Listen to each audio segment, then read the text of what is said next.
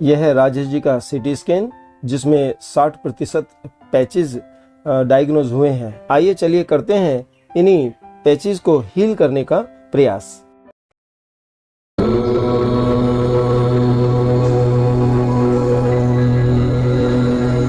योग ऊर्जा।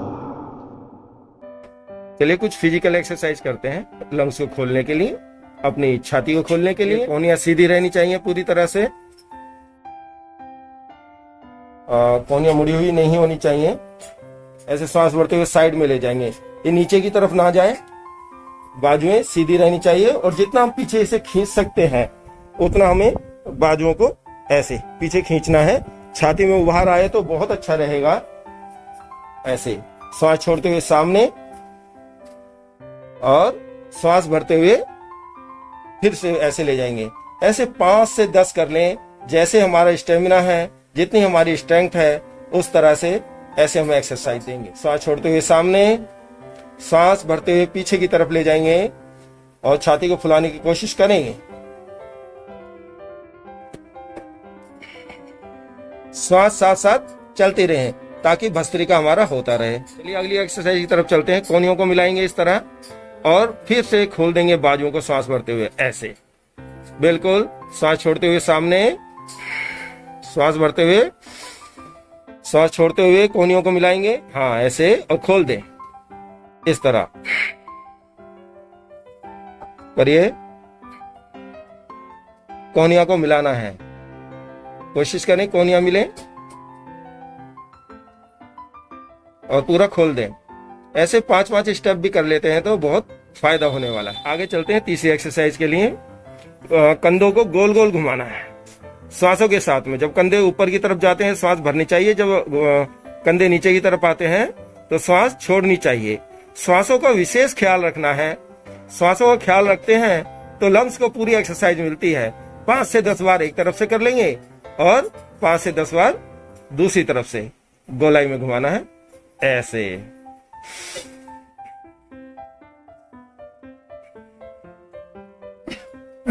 ओके, देखिए यही प्रॉब्लम रहती है अक्सर कोविड से निकलने के बाद में।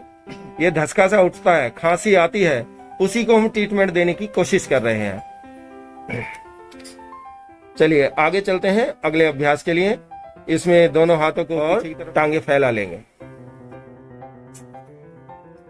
इस तरह से। इसमें छाती को भराव देना है पूरा ऐसे, हाँ सांस भर के और सांस भर के ढीला छोड़ देना है, सांस छोड़ करके, हाँ ऐसे ऐसे सांस भर के, सांस छोड़ के, सांस भर के, सांस छोड़ के, ऐसे 10 से 20 बार इस एक्सरसाइज को कर लेंगे ताकि लंग्स को एक्सरसाइज मिल जाए। और अपनी क्षमता के अनुसार करना है, जरूरी नहीं है आपसे 20 बार हो जाए, तो आप 5 से 10 बार कर लें, 3 बार ट्राई कर लें। थोड़ी थोड़ी कोशिश रोज करनी है तो हम देखेंगे कि हम इसे 50 बार भी फिर कर पाते हैं बिना खांसी आए। धीरे धीरे हमारी डे बाय डे लंग्स की स्थिति अच्छी होती चली जाएगी। जो पैचेज आ रखे हैं, जो लंग्स में परेशानी आ रखी है, वो इन्फेक्शन हो रखा है, धीरे धीरे ऑक्सीजन की सप्लाई, ब्लड की सप्लाई के कारण वो ठीक होने लगेंगे।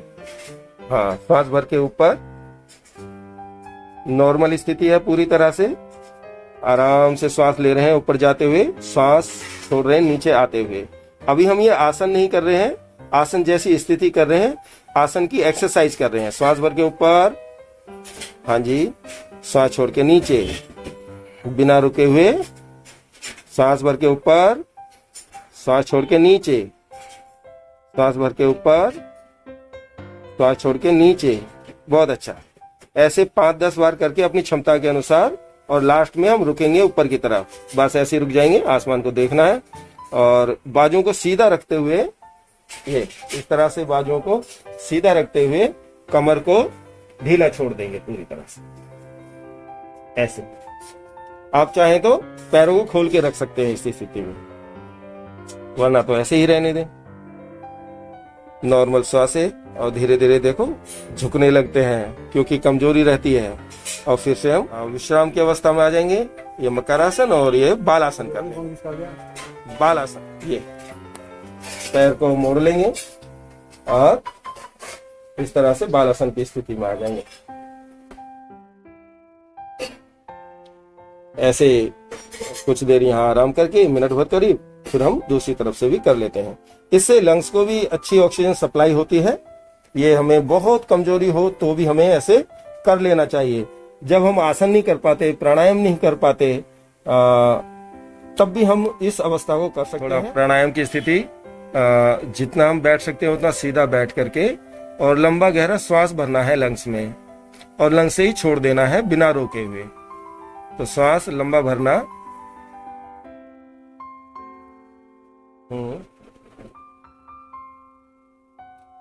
बहुत ज्यादा कमजोरी के कारण बहुत लंबा गहरा श्वास नहीं खींच पाता है। धीरे धीरे ऐसी अवस्था आती है कि हम पूरा श्वास लेने लगते हैं। तो इसे भस्त्रिका प्राणायाम कहते हैं। श्वासों को छाती में भरना और आराम से लेना, आराम से छोड़ना।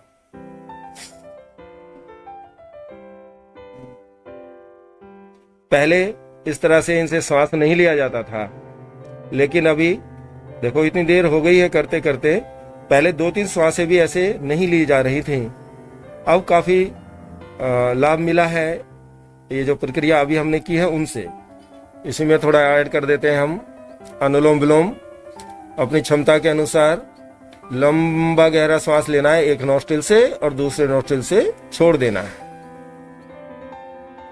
कोविड के बाद में लंग्स की स्थिति बहुत खराब हो जाती है, तो उस समय लंबा श्वास खींचना मुश्किल पड़ जाता है। हम उसी क्षमता को बढ़ाने की कोशिश कर रहे हैं प्राणायाम के द्वारा, कुछ फिजिकल एक्सरसाइज के द्वारा, कुछ न्यूरोथेरेपी का सहारा और जरूरत पड़ने पर एक्यूप्रेशर का सहारा भी, कुछ होम रेमेडीज का सहारा भी ले लिया जाता है। इन छोटे छोटे यौगिक अभ्यासों के साथ साथ हमने राजेश जी को एक तो हल्दी पानी के गरारे, जिसमें 1/4 चम्मच हल्दी को 1 गिलास पानी में हल्का सा उबालकर गरारे करने के पश्चात उसी हल्दी पानी का 1 घूंट दिन में 2 बार पी लेने की सलाह दी। और दूसरा, अमरूद के 4-5 पत्तों के काढ़े का सेवन दिन में 2-3 बार, जिससे इन्हें खांसी, धसके के साथ साथ इनकी शुगर में भी इन्हें बहुत आराम मिला। और इसके साथ साथ ये कोरोना किट का इस्तेमाल तो कर ही रहे थे। इन सब रेमेडीज के द्वारा राजेश जी अब बहुत स्वस्थ महसूस कर रहे हैं। जिस तरह से राजेश जी स्वस्थ हो रहे हैं, वैसे ही आप सभी भी इन लाभकारी उपायों को अपनाते हुए इस जानलेवा धसके व खांसी से जल्द ही आरोग्य प्राप्त करेंगे। अगली वीडियो में इसी तरह की महत्वपूर्ण जानकारी के साथ आपके समक्ष फिर से आने का वादा करते हुए ओम प्रणाम।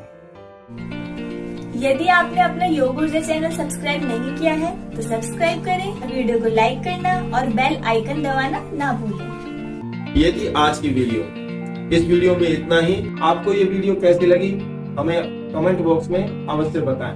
आपकी राय हमारे लिए बहुत ही महत्वपूर्ण है।